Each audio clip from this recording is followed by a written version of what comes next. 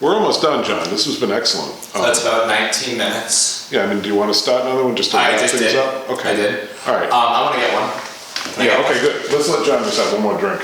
Yeah, I don't like. And then we'll have to start putting a bottle of water in our kit. We're learning things. Ooh.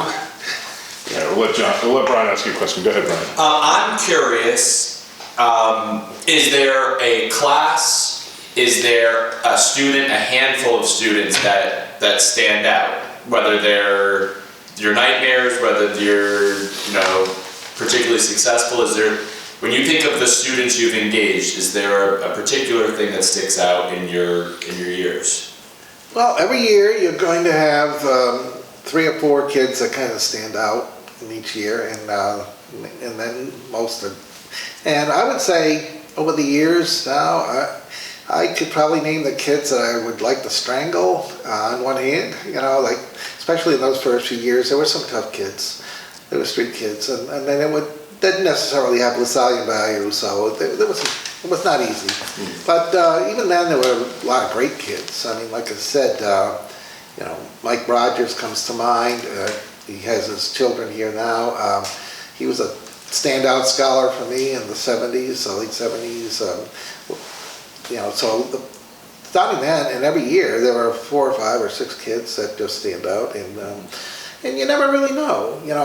One of the things that fascinates me is I look around the school and I think there's like 14 or 15 people that I taught. And would I have known that when they were sitting in front of me? I don't think so. You wouldn't have guessed that Tom Pasha would next be someday a history teacher. You don't know. It's not. That's a great point. I think we all run into that where, as I get older now, and you see people have success decades later, and it makes sense after you think about it. But we catch them at a very immature time often. Yeah. At times, or they're at their infancy. Yeah, they just starting out, but you don't know. Like I said, like Tommy was a great student. I enjoyed having him, but he was kind of quiet, and right. He had a lot of, like Dave Ritchie, who was a much more open, fun-loving kind of guy, and so he was always joking around. You wouldn't suspect him to be very interested in scholarship, but then it turned out to be one. But like Megan was a top scholar in AP, so Tom was. So they obviously had an interest in it, and certainly followed through on it. So, but you would never guess per se that so and so is going to be a teacher someday. Or some kids you thought, I think this kid will be a teacher, and they don't. They wind up, you never see or hear from them again. Right. So you don't know. And John, you've enjoyed. I know personally, you've enjoyed the athletics here. You've enjoyed taking all that in. Is it nice to see the whole student? Whether it be on the stage or on a field. Oh, that's fantastic. It's a great blessing to see. How talented we are. Like I said, I tell the kids, LaSalle doesn't win everything everywhere every year, but darn it, we're in the mix. We're certainly right there at the top. The 4 or 5 schools in sports, whatever sport it is. The arts certainly do a great job with their plays and stuff. The music is great.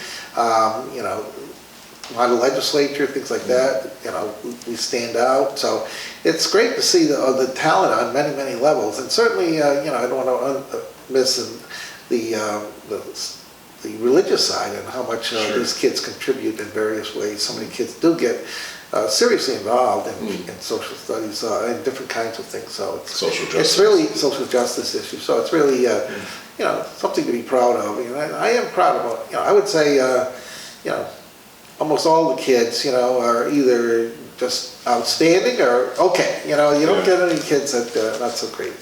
So you feel a real debt of gratitude to your mother-in-law. To my mother, my mother was definitely absolutely. I mean, I owe her everything. I come from Swansea, Massachusetts, so I used to come in with friends to school, and then they forgot me 2 or 3 times, so I stuck. I couldn't get here. My mother moved to Providence just so I could go to school. Wow. So you can't ask more than that from your parent, Right. So, and that of course led to teaching here. She's the one that got me the job. So talking to Brother Fred about that, we were talking about that at our meeting last time we met there about circumstance. It's not is this circumstantial, or was it meant by some divine plan that we just happened to fall into? I don't know. Certainly I kind of believe it that way, but it's a better story anyway. Yeah, you sound like you believe that there is some intervention there. I absolutely believe that, and I tell the kids, one of the things I tell the kids, we teach about the Declaration of Independence, all men are created equal, life, liberty, and the pursuit of happiness. I ask them what the pursuit of happiness means to them, and I said, hey, I'm a very happy man. I believe very much that that phrase means being able to live up to your potential, to do what you are put on this earth to do. And if you can do that, and that's what my prayer for each of you kids is, find that passion, the thing you really love doing, you will be happy doing it the rest of your life. Find that, and life will be good to you, And we're very lucky to live in a country where you have the opportunity to do that. I feel so bad for, let's say, a Kenyan peasant who might be smarter than I am and will never get to use those skills.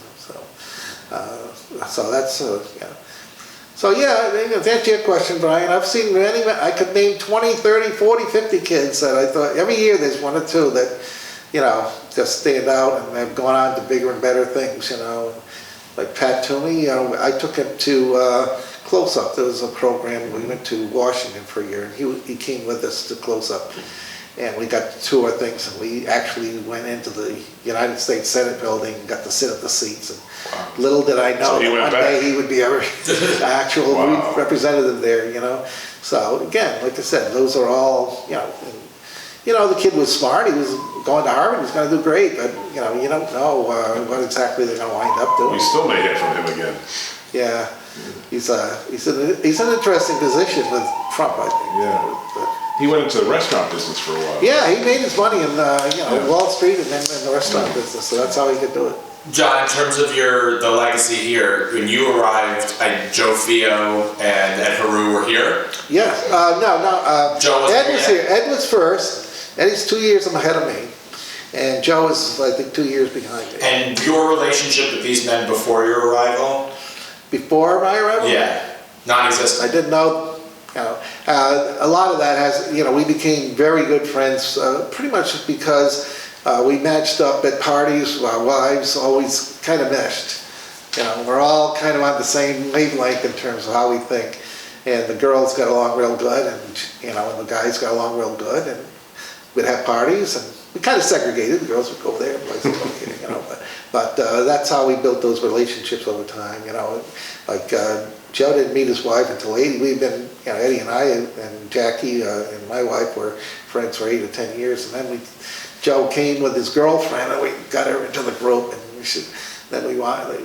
they just clicked. They all clicked together. They just liked each other, and so that's how we really became very close friends.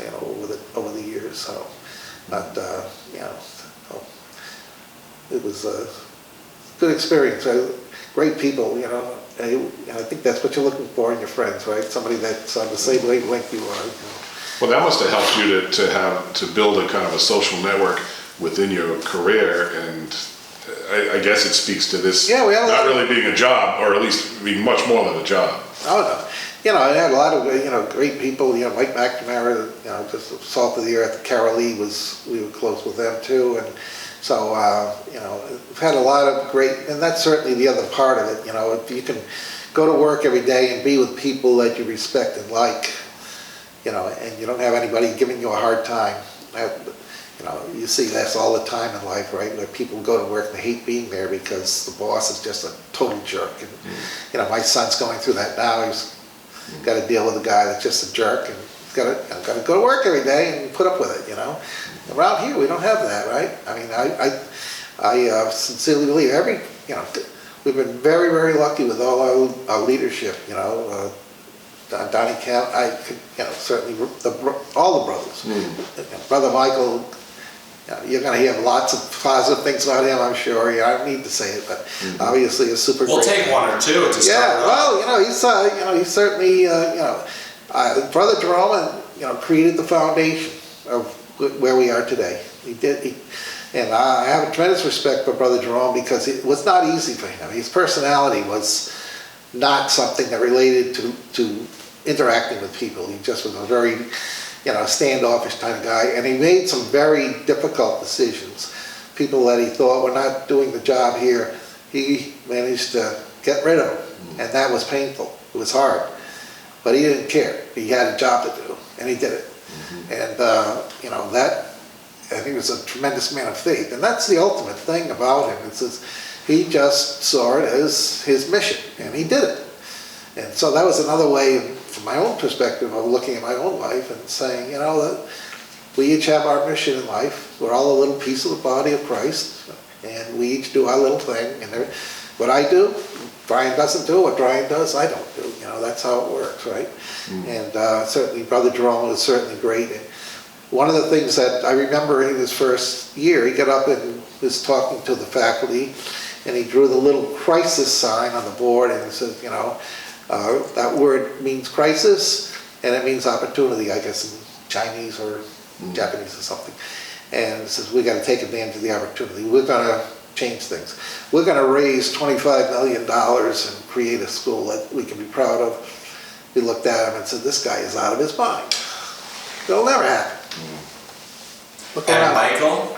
Brother Michael, you know, once that got the foundation done, Brother Michael, you know, built the rest of the edifice. You know, I mean, I think Brother Jerome, you know, laid the groundwork, did some important things to get us started, and then Brother Michael came in and did the building, did the Pegasus thing to get those young 7th and 8th grader kids coming in, and of course, you know, created a very collegial, I think, you know, when I first started teaching, it wasn't always, some of those faculty meetings could be quite challenging because people were, not everybody was on the same page. And people had complaints, and this wasn't good, and that wasn't good. I think certainly one of the things that Brother Michael should be proud of is you didn't hear that for 15 years in the school. You know, you never heard anybody complain about anything. At least I didn't. I mean, maybe somebody was out there complaining, but they never said anything to me. And I think most of us certainly loved and respected his great leadership. And certainly, you know, he should go down as, you know, he's already got his name on the building, but they should change the name of the building, I guess. But, you know, but certainly we're very lucky to have good leadership, and certainly Brother Thomas has done his share to kind of keep it going. So, you know, everybody, you know, we're very lucky in that respect, I think. You know, I hope you know, there's still brothers out there that are going to continue to do the mission. But and Brother Fred too is great. I mean, Brother Fred, you know, he was the principal for us in the 80s, and certainly from an academic point of view, I think he really strengthened the faculty here tremendously with his leadership. So they all did a different part of the job to make this place as good as it is right now. I have two on my mind. I don't know if you have. No, go ahead. I'm wondering, grab the water. Yeah, I got you. I'm wondering, when you're done sipping, if there's been a particular historically relevant day that either made teaching difficult, or, you know, like when I think about my high school experience, I think about 9/11. Certainly, but... Excuse me, I'm having a tough time there. Are we out? No, it's close. Yeah. Hold on one second.